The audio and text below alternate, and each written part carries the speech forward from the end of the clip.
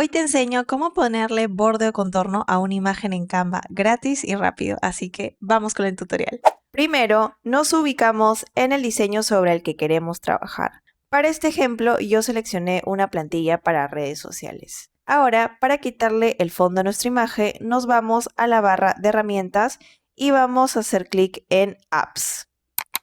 En el buscador vamos a escribir lo siguiente: Background Eraser, y seleccionamos la primera aplicación.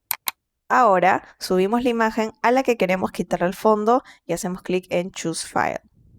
Seleccionamos nuestra imagen, hacemos clic en Remove Background y esperamos unos segundos mientras Canva lo procesa.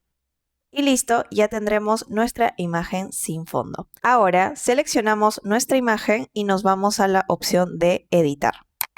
Deslizamos un poco hacia abajo y en la parte de sombras vamos a hacer clic en ver todo. Y seleccionamos la opción de contorno. Aquí vamos a poder seleccionar el color que queramos y también ajustar el grosor del borde hasta conseguir el resultado que más nos guste. Por ejemplo, yo voy a elegir un borde blanco y voy a aumentar un poco el grosor para que resalte mucho más sobre el diseño. Y listo, así de fácil podemos ponerle un borde o contorno a cualquier imagen en Canva. Rápido y gratis.